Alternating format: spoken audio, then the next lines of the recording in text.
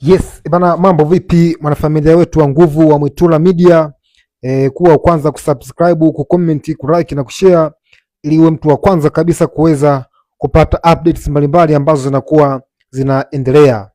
Bana, sasa tumeona Yanga wamesaini mkataba na GSM Group kwa ajili ya kujenga uwanja mitaa Jangwani pale, uwanja ambao utakuwa ni mali halali ya Dar es Salaam Young Africans, uwanja ambao kwa mujibu wa maelezo utachukua takriban miezi 18 mpaka 24 kutamatika. Lakini kwenye mkataba huu wa kujenga uwanja, Yanga ni kama wamelaliwa ama wametapeliwa bila wao kujijua.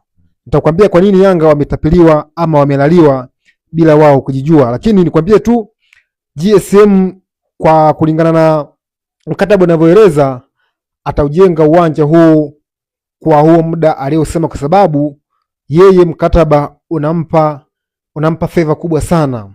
Ukumbuke mkataba huo unasema kwamba GSM na Yanga wote watamiliki uwanja kwa 50/50, yani pasu kwa pasu. Kwa hiyo kila ambacho kitakuwa kinapatikana GSM atachukua 50% na Yanga watachukua 50%. Na Yanga kwenye uwanja huo wao wametoa ardhi na GSM yeye atahusika katika mchakato mzima wa kujenga uwanja. Sasa kwa nini Yanga wametapeliwa? Tunarejea kwenye timu kubwa sana barani Ulaya ama duniani kote.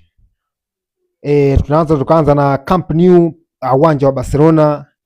Kampuni lingine ni Etihad ambao walijenga uwanja wa Man City, lakini pia Emirates ambao wamejenga uwanja wa Arsenal.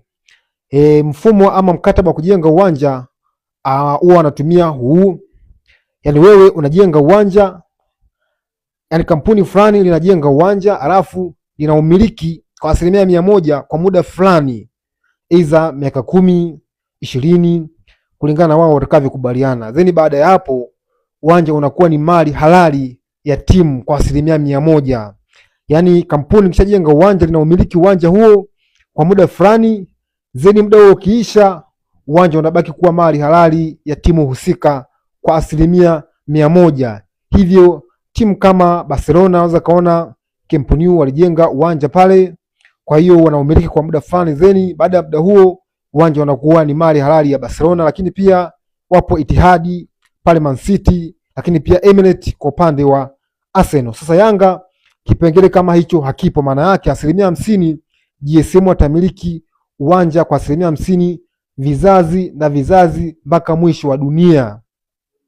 Huoni kwamba GSM atapata faida sana, kwa sababu anaweza kutumia bilioni kadhaa kujenga uwanja akaweka muda fulani, zeni labda kwa mfano akatumia miaka 10 kurudisha faida yake ambaye ametumia kujengea uwanja.